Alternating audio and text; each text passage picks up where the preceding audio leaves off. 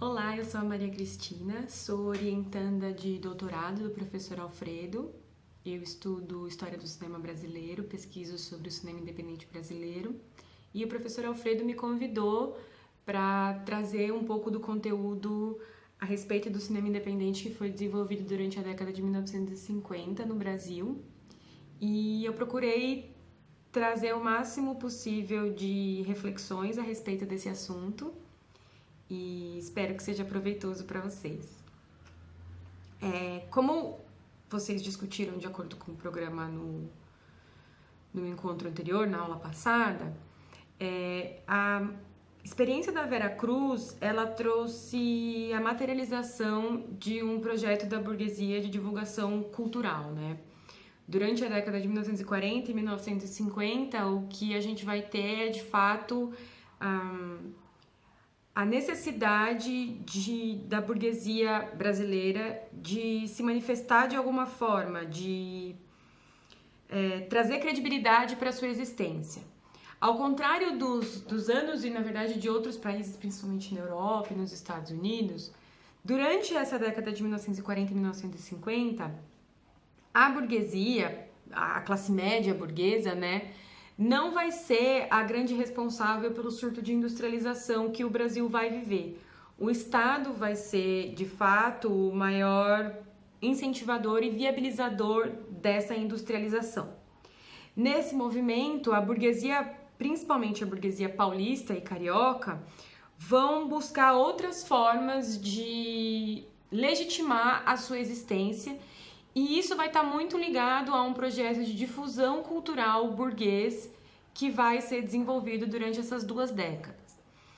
Principalmente no final da década de 1940, dentro dessa movimentação da burguesia, desse tempero social, desse aparato cultural que a burguesia vai desenvolver, a gente vai ter o surgimento da Vera Cruz, né? No final da década de 1940, porque nesse quadro de divulgação cultural, dessa estrutura de divulgação cultural que a burguesia paulista organiza, o cinema vai ser fundamental, já que ele é a mais moderna das artes e também é arte por excelência industrial, unindo um pouco dessa questão da erudição com a própria ideia de uma industrialização, de um produto industrial que vai estar ligado a todo um poderio econômico e tal. E aí, dentro desse contexto da Vera Cruz, a gente vai ter a proposta de um cinema brasileiro de qualidade, industrializado em padrões internacionais, que é um anseio muito antigo do cinema brasileiro, como a gente pôde acompanhar, como vocês puderam acompanhar nos últimos encontros com o professor Alfredo, que vai estar ligando a capacidade técnica a uma ideia de progresso e de inteligência, né? E dentro desse contexto da Vera Cruz, então, no final de 1940, começo de 1950, quando a Vera Cruz encerra as suas atividades, assim como a Multifilmes e a Maristela, a Brasil Filmes e a Quinofilmes, que são outras produtoras também que surgem dentro desse contexto, concomitante a isso, a gente vai ter a explosão, né? De fato, o início do desenvolvimento das ideias sobre um cinema independente. Se fosse necessário estabelecer uma linha histórica para compreender como que essas ideias de independência cinematográfica surgiram, no que diz respeito, né, a esse período, a gente pode apontar como um eixo a linha formada por duas tendências principais que a gente vai observar ao longo do desenvolvimento da atividade cinematográfica brasileira, que é a contraposição entre o cinema industrial e um cinema independente. Em torno dessa linha é que a gente vai conseguir identificar as principais tensões que vão ser formadas, principalmente a partir do surgimento da Vera Cruz e também do final das suas atividades, até o cinema brasileiro contemporâneo, né? O surgimento da Vera Cruz, na verdade, ele vai ser um grande ponto de inflexão para a existência do cinema brasileiro, que vai ser o propulsor de uma série de processos, principalmente de compreensão da necessidade de entender as especificidades do cinema brasileiro e do mercado de filmes brasileiro, né? Então, o contexto dessas primeiras reflexões sobre cinema independente vai acontecer na década de 1950, mas já na década de 1940, principalmente no Rio de Janeiro, e aí a gente vai pensar na figura do Moacir Fenelon, nós já vamos ter algumas propostas de sistemas de produção que vão ser lidos como produções independentes, né? E que, na verdade, são propostas que remetem até antes, na década de 1930. Então, são sistemas de produção que já existem, mas que eles começam a ser vinculados à expressão independente. A gente vai ter o sistema de cotas, a produção planificada e a coprodução. Esses sistemas, eles já existem. O sistema de cotas, pensando um pouco no que a gente tem hoje com o financiamento coletivo. A coprodução, né? Enfim, usar estruturas de outras empresas ou de outros realizadores como parceria para realizar um filme e depois realizar a divisão de lucros conforme o filme render, né, no mercado. Todos esses sistemas de produção, eles já existiam, mas a partir da atuação do Moacir Fenelon, eles começam a ser vinculados à expressão independente. O Moacir Fenelon vai se auto-intitular como produtor independente, e é uma história relacionada com a Atlântida, enfim. O que a gente vai discutir aqui um pouco hoje é o posterior a isso, que é um cinema independente que vai se desenvolver inicialmente em São Paulo, mas vai se espalhar principalmente no Rio de Janeiro, né? E, na verdade, por todo o meio cinematográfico durante a década de 1950. Então, a presença da Veracruz e o fechamento, o encerramento das atividades da Veracruz no cinema brasileiro vai trazer as primeiras reflexões sobre o mercado, sobre as especificidades do mercado, ou seja, o meio cinematográfico começa a pensar o porquê que aquele sistema não funcionou, o que ali deu errado para que aquilo não fosse viável de se manter, né? Por que não chegou a industrialização se os moldes da Veracruz pareciam atender a todas as necessidades do cinema brasileiro no que diz respeito à qualidade e aos temas, né? Que de alguma forma exploravam temas naturais do Brasil e tudo mais. Então, o contexto maior que a gente vai ter, além dessa questão do desenvolvimento de uma burguesia culturalista, digamos assim, a gente vai ter também a presença muito forte da ideologia de esquerda, do desenvolvimento da ideologia de esquerda, da ampliação do espaço de atuação do Partido Comunista Brasileiro e também o fortalecimento das ideias nacional-desenvolvimentistas, né? Essa preocupação da burguesia com a cultura, o aumento da presença dessa ideologia de esquerda vinculada ao Partido Comunista, que vai estar ligada também ao realismo socialista, vai fazer com que a gente tenha uma politização maior do meio cinematográfico e das discussões relativas ao cinema. Então, caminhando juntas durante esse período, a gente vai ter uma burguesia predisposta ao mecenato e também um grupo de jovens que vai ter uma bagagem cultural muito séria, muito estimulante e que vai ser oriundo da Faculdade de Filosofia de São Paulo e que vai oferecer novas reflexões a respeito de todo esse aparato cultural que a burguesia vai começar a desenvolver, essa preocupação das elites. Então, a criação dos museus é realizada nessa época, o Seminário de Cinema do MAN começa a surgir nessa época também, com a vinda do Cavalcante para cá, lá para o começo da direção da Veracruz. Esse momento, né, vai ser caracterizado pela presença desses dois polos, assim, que se tensionam, mas, em certa medida, quem vai, de fato, viabilizar o desenvolvimento das ideias sobre independência cinematográfica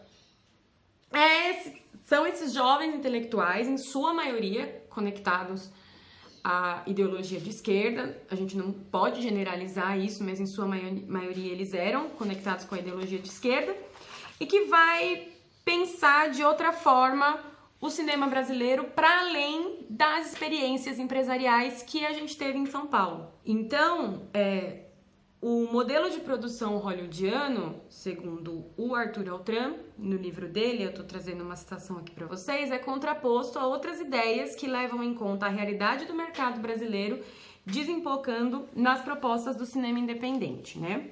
Em termos de ideias a respeito do cinema independente, mesmo quando esse meio cinematográfico, essa parcela do meio cinematográfico começa a pensar de fato um cinema independente, a gente vai começar a observar isso com mais clareza, sobretudo a partir de 1951.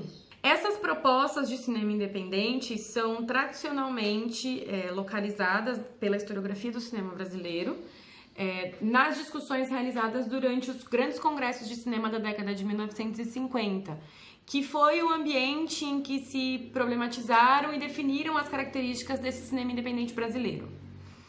O primeiro Congresso Paulista de Cinema aconteceu em 1952, em São Paulo, mas já em 1951, o Alex Vianney, crítico e também posteriormente realizador de cinema, vai começar a trabalhar a questão da necessidade de um cinema que não fosse o cinema empresarial desenvolvido pela Vera Cruz, em decorrência dos inconvenientes que ele traz, né? Isso ele vai realizar na revista Fundamentos, que é uma revista que vai estar ligada ao Partido Comunista Brasileiro e que vai reunir, na verdade, todos esses jovens que vão pensar sobre cinema nesse início da década de 1950. Bom, durante o primeiro Congresso Paulista de Cinema, que foi realizado em 1952, surgiram as primeiras propostas de modos de produção mais artesanais que se vinculassem da ideia de um cinema, desvinculassem de uma ideia de cinema empresarial, que seriam realizações sem estúdio e sem o aparato técnico do cinema industrial. O que de fato acontecia era uma oposição ao cinema industrial realizado no âmbito da Vera Cruz. É muito curioso que nesse primeiro congresso já se delineiam alguns pontos fundamentais para a gente entender esse contexto, que são as contradições implicadas na existência desse cinema independente, que vai objetivar de alguma forma a industrialização, mas não nos moldes em que ela estava acontecendo, que era um modelo pré-estabelecido, que era um modelo hollywoodiano que a Vera Cruz tenta importar para o Brasil e tenta aplicar aqui sem compreender as especificidades do nosso mercado, as especificidades de custo de produção, de distribuição e de exibição e também o próprio comportamento de consumo do público brasileiro, né? Em 1952, acontece o primeiro Congresso Nacional do Cinema Brasileiro aí no Rio de Janeiro, no mesmo ano, né, do Congresso Paulista, em que algumas das discussões vão ser ampliadas para além do meio cinematográfico paulista e algumas das discussões vão ser reafirmadas. A tônica continua sendo a mesma, que é a observação, o diagnóstico do mercado brasileiro e da situação cinematográfica brasileira e a proposição de ideias para a realização de um cinema que fosse alternativo ao modelo estabelecido pela Vera Cruz. Em 1953, acontece o segundo Congresso Nacional do Cinema Brasileiro, que vai ser afetado diretamente pela crise da Vera Cruz, que vai incorporar as discussões anteriores e amadurecer algumas das propostas que foram realizadas, né? Segundo a Maria Rita Galvão, em um texto que é seminal nas discussões a respeito do cinema independente, que está na bibliografia de vocês dessa aula de hoje, que é o Desenvolvimento das Ideias sobre Cinema Independente, que foi publicado em 1980, 30 anos depois, né, de toda essa movimentação dos congressos de cinema. O que se chama na época de cinema independente é bastante complicado de entender e explicar. Fundamentalmente, é o cinema feito pelos pequenos produtores em oposição ao cinema das grandes empresas. Mas nem todo pequeno produtor é necessariamente independente. Para ser qualificado de independente, um filme deve ter um conjunto de características que frequentemente nada tem a ver com o seu esquema de produção. tais como temática brasileira, visão crítica da sociedade, aproximação da realidade cotidiana do homem brasileiro. Misturam-se aos problemas de produção, questões de arte e cultura, de técnica e linguagem, de criação autoral e brasilidade. Essas características, principalmente temáticas, vão ser excessivamente defendidas, principalmente pelo Nelson Pereira dos Santos e por outros articulistas dos congressos que vão apresentar teses durante esses encontros, né? Mas as questões de produção também vão estar presentes, e aí eu vou destacar um pouco a presença do Rodolfo Nani, que foi o diretor de O Saci. Para dentro, cambadinha! O almoço está na mesa! Já vou, vovó!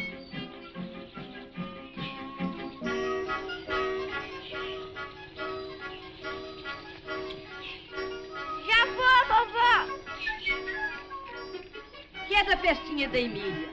Emília, te amo, Deus, o almoço está na mesa! Kikirikiki, gente tão boba nunca vi! Onde se teria metido aquela danadinha, hein? Deixa a Emília, vovó.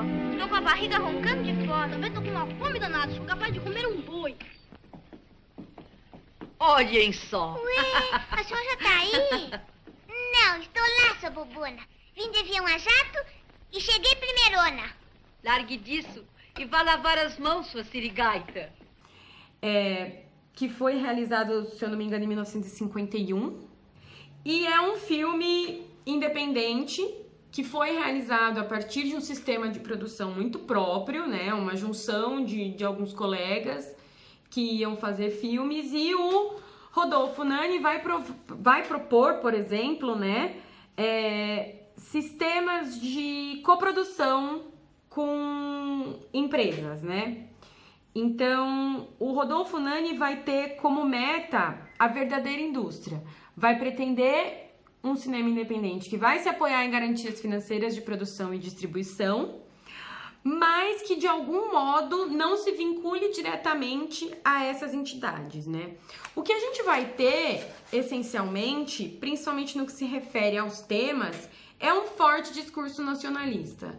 A defesa de liberdade de produção e de representação nacional, uma necessidade clara de organização do meio cinematográfico, dos profissionais de cinema, o reconhecimento do domínio de mercado, que é por direito brasileiro, e aí vão entrar algumas discussões sobre o imperialismo e sobre a necessidade de luta contra o imperialismo, que é uma tônica muito presente, principalmente no pensamento de esquerda desenvolvido naquela época, e a defesa da participação protecionista do Estado, que vai ser uma das características-chave que vai determinar, na verdade, o desenvolvimento do nosso cinema dos anos 50 para frente, né?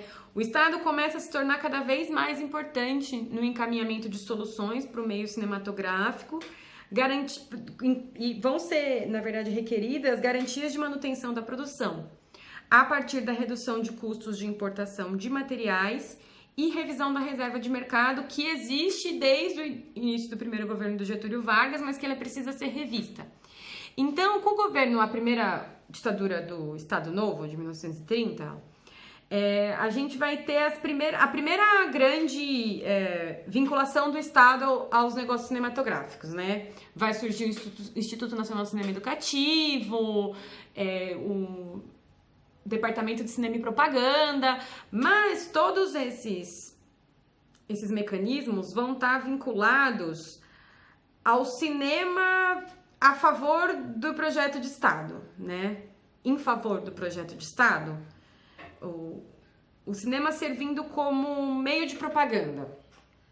A partir da década de 50, o que esses cineastas que vão discutindo, cineastas críticos e profissionais do meio cinematográfico vão discutir, é que o Estado intervenha no desenvolvimento do cinema com o objetivo da industrialização, que é um pouco o que o Estado vem fazendo durante esse período nas outras indústrias.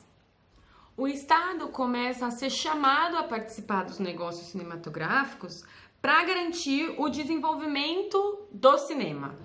E o cinema independente vai ser proclamado como único caminho possível para o desenvolvimento do cinema nacional, em conjunto com o Estado, para então almejar ou de fato desenvolver uma industrialização própria que não esteja vinculada ao modelo hollywoodiano que vinha sendo empregado pela Veracruz, né? Essas discussões em busca de modelos de acordo com a realidade brasileira vai aproximar as ideias de alguns cineastas de tendências neorrealistas. O neorrealismo começa a ser a fonte na qual grande parte desses realizadores vai beber para propor realizações, né? A ideia do cinema neorrealista de produções simples, de conteúdo social, que tragam um exame crítico da realidade e, ao mesmo tempo, tenham questões de produção, né? Que o neorrealismo ele vai vincular um determinado sistema de produção, que é o sistema de produção de locação, fora dos estúdios, trazendo um pouco de uma visão da realidade mais próxima da vida cotidiana, com um conteúdo. Então, os realizadores vão vincular um sistema de produção a um resultado final esperado, né? E aqui, muitos desses realizadores que vão estar envolvidos nessas discussões têm carreiras no exterior, principalmente na Itália e na França, e trazem de lá essas referências neorrealistas e começam a entender a proposta de produção neorrealista, a proposta estética neorrealista, como uma forma de se chegar, de se aproximar da realidade do mercado nacional, de realizar esses filmes nacionalistas, de temática brasileira, de visão crítica da sociedade, de aproximação da realidade cotidiana do homem brasileiro, que é essencialmente o tema principal desse cinema independente que é discutido nos congressos, né?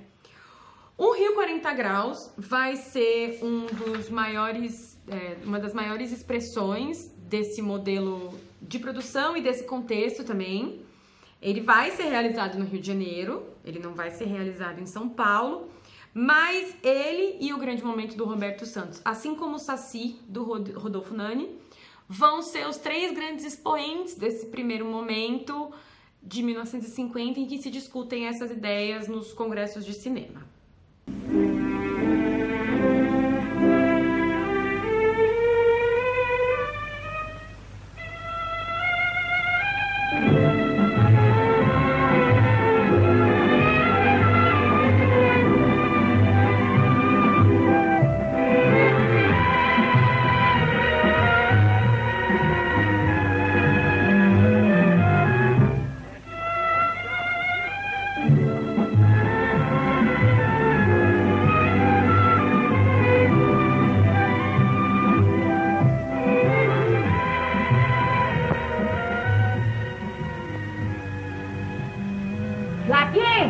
Joaquim!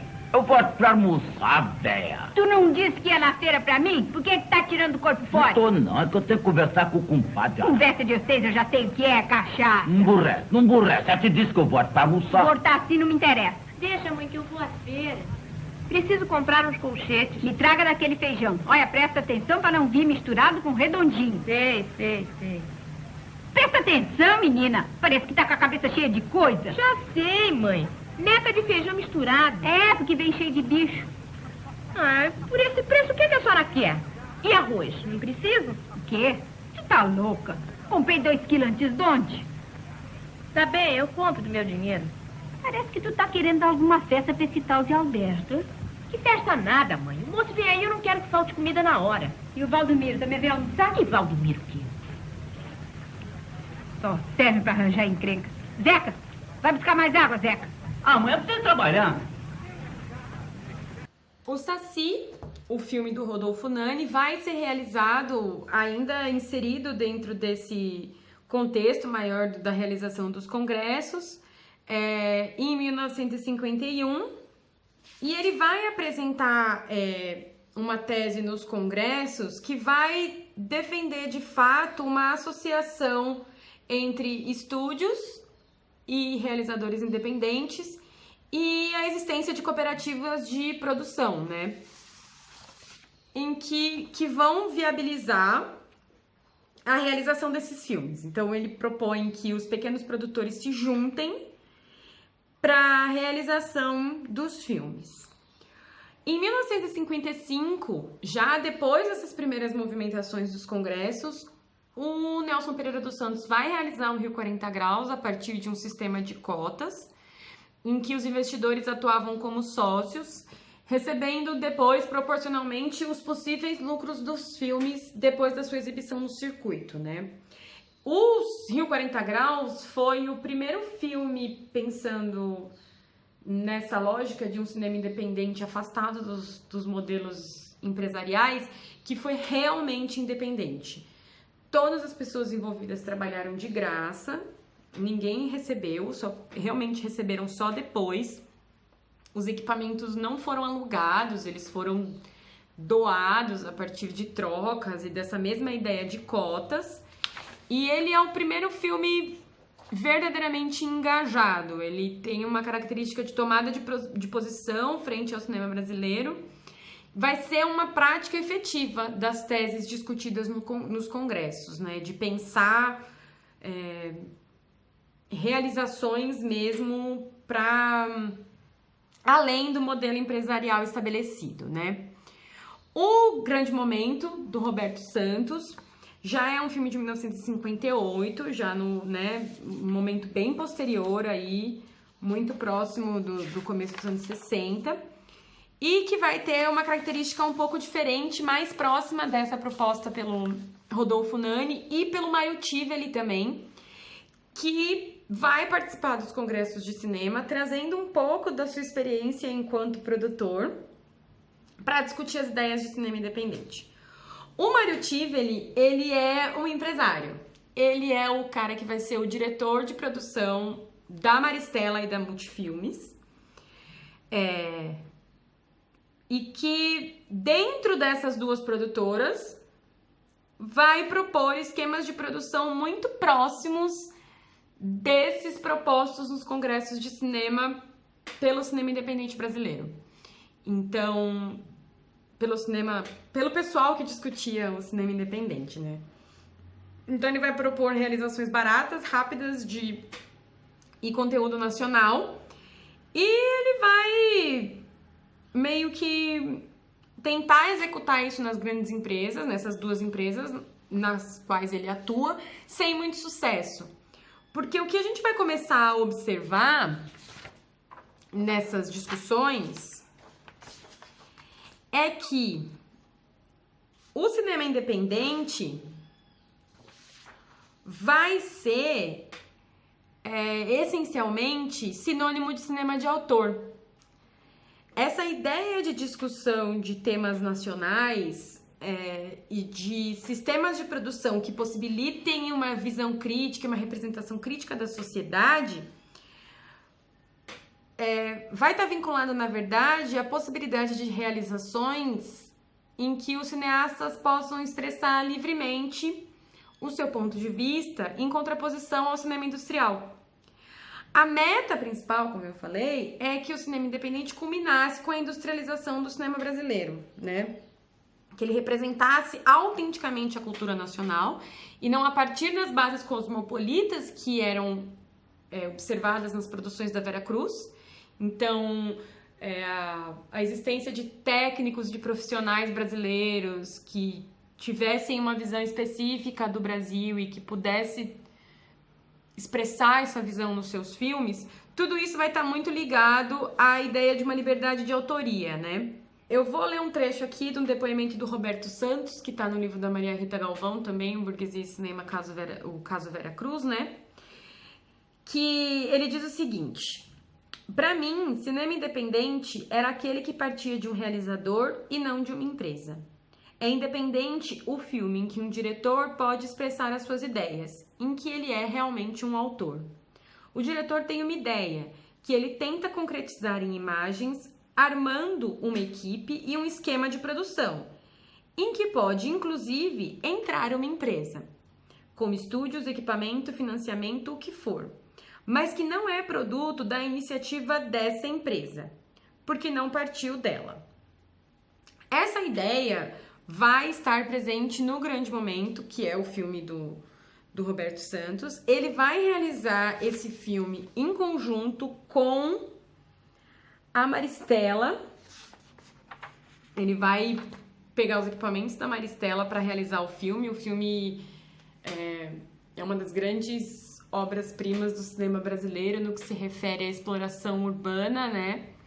Exploração do cenário urbano, pensar uma tradição e um conteúdo nacional desvinculado de uma narrativa rural.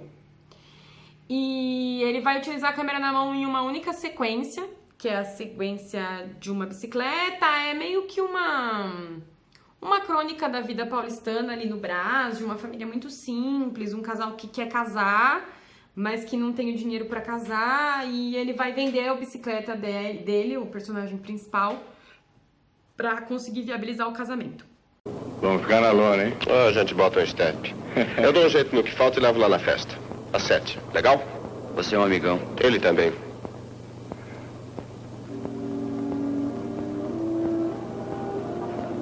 Batuta, não?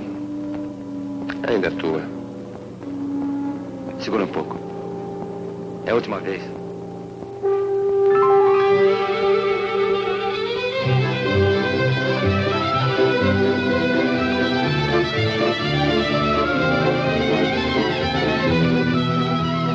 O resto das cenas são realizadas em estúdio, mas que vai se ligar a essa ideia de um filme, como o próprio Roberto Santos diz, arejado, né? Um filme vinculado com uma visão da realidade mais livre, mais solta, mais conectada com uma fruição do tempo e da vida como ela é, e não tão esteticamente organizada a partir de códigos universais como os filmes da Vera Cruz, né? A característica paradoxal dessas primeiras discussões é que não existe efetivamente uma posição anti-industrial, né? Independente no sentido literal de tudo, de todos os mecanismos que moldam a atividade cinematográfica. Esse pessoal, a gente pode pensar o seguinte: essa galera, esses realizadores e esses técnicos que vêm propor essas ideias de sistemas alternativos de produção, eles começam as suas carreiras nas empresas, nos estúdios. Quando os estúdios fecham, ou quando eles percebem que dentro dos estúdios eles não vão conseguir viabilizar as ideias de realização autorais que eles tinham, eles começam a pensar em outras alternativas, sem ser aquele sistema estratificado tradicional, industrial, empresarial. Sem todo aquele aparato técnico, sem objetivar necessariamente um sucesso de público para que os filmes dessem lucro para a empresa. A ideia, como o Roberto Santos traz aqui de maneira muito clara, é que os realizadores pudessem expressar suas ideias, e por isso eles começam a pensar novos modelos de produção. Aquele modelo de produção empresarial que vai ser realizado pelas empresas em São Paulo não dá conta de oferecer para eles uma estrutura que possibilite que eles contem as histórias nacionais, com características nacionais, com visão crítica da realidade que eles queriam, né? Então, eles vão ser, de fato, contra a forma como a industrialização estava se propondo, né? Se configurando. Então, para eles, a gente tinha distribuidores e técnicos estrangeiros, essa característica do cosmopolitismo, né? Dessa visão do Brasil muito globalizada, digamos assim. É um termo que não era utilizado na época. Cosmopolita é mais apropriado, mas enfim. A ausência de um cinema tipicamente brasileiro que procurasse representar de fato as pessoas brasileiras, a população brasileira, o que era o Brasil e as pessoas que viviam aqui, né? além de uma necessidade de recuperação do mercado também. É importante a gente pensar que os primeiros anos da década de 1950 vão caracterizar o primeiro momento de ruptura da história do cinema brasileiro, em que a gente vai ter de fato a tomada de consciência cultural e política do que pode representar o nosso cinema, até uma compreensão econômica dos entraves que vão dificultar o desenvolvimento desse cinema, né? A gente vai ter diversos eixos de pensamento, e não só esses desenvolvidos nos congressos, vai ter o nacional industrialista, o desenvolvimentista, muitas ideias pautadas pelos ideários do Partido Comunista, algumas ideias radicais, mas todas vão ter em comum a busca e a proposição de novos caminhos para o cinema brasileiro, para que se pensasse de fato outras formas de se realizar o cinema brasileiro que não fossem essas vinculadas ao cinema estrangeiro, principalmente no que se refere a modos de representação e ao conteúdo. É muito comum, tradicionalmente, né, não é comum, né, é tradicional na historiografia do cinema brasileiro que essas discussões a respeito do cinema independente sejam compreendidas como uma preparação para o cinema novo, né? O próprio Glauber Rocha, no Revisão Crítica do Cinema Brasileiro, vai apontar que esses primeiros anos, na verdade, são como um ensaio para o cinema novo.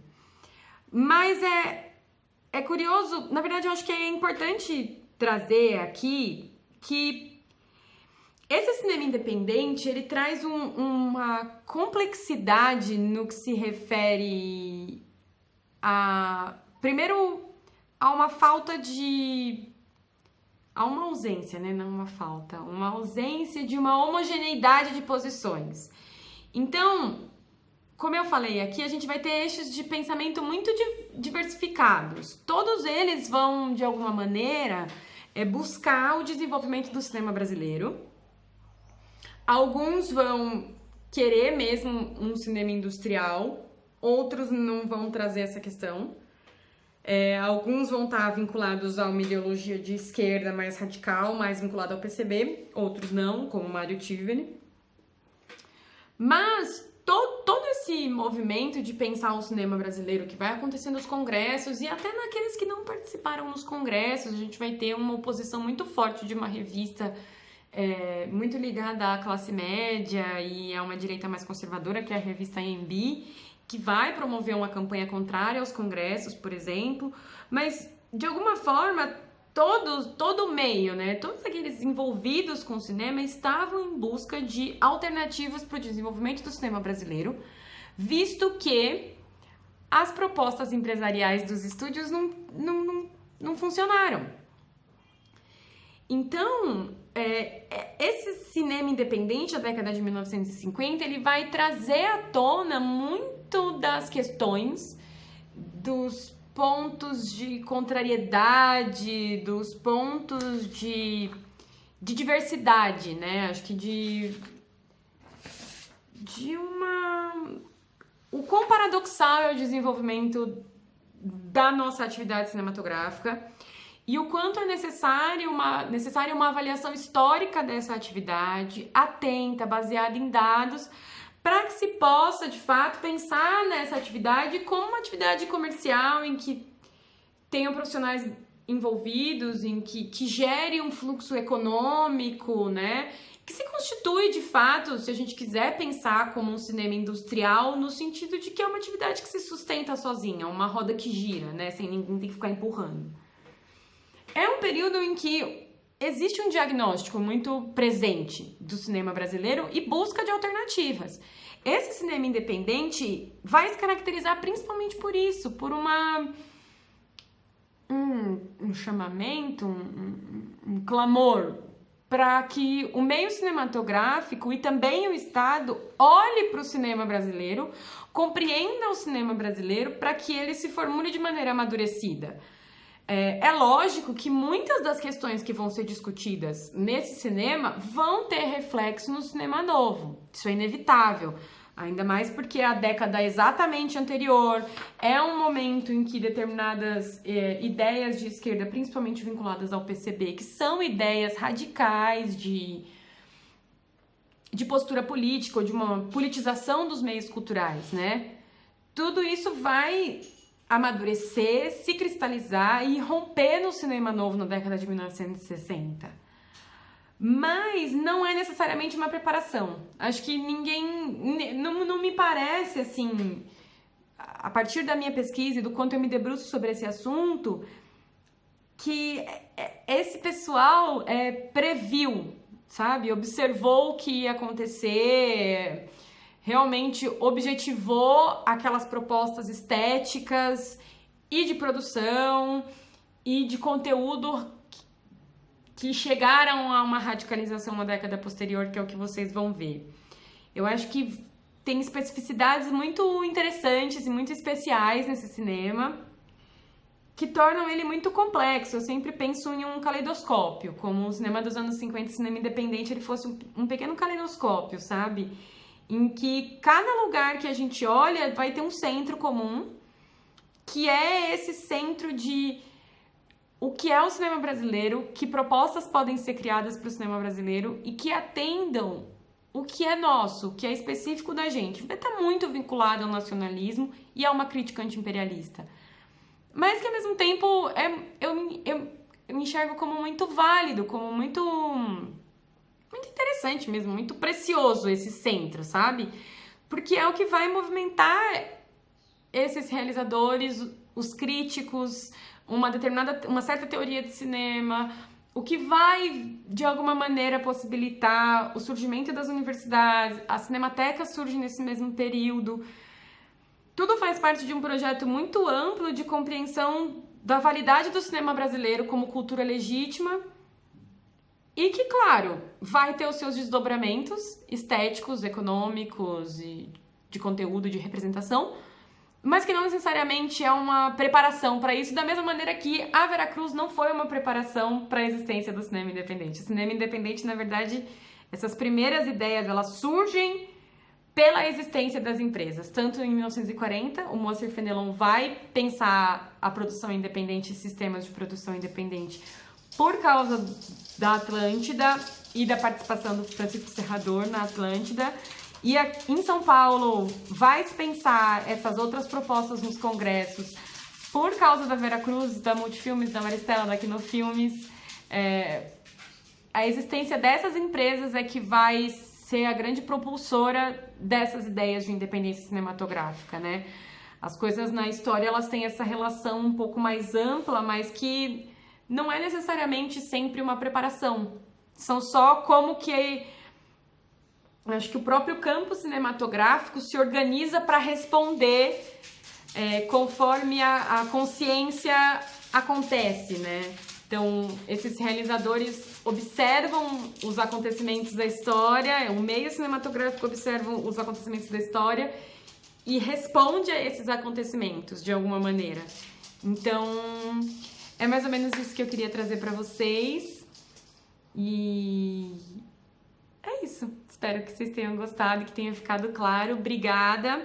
Qualquer dúvida, eu vou pedir pro professor Alfredo encaminhar para vocês o meu e-mail também e vocês podem entrar em contato comigo.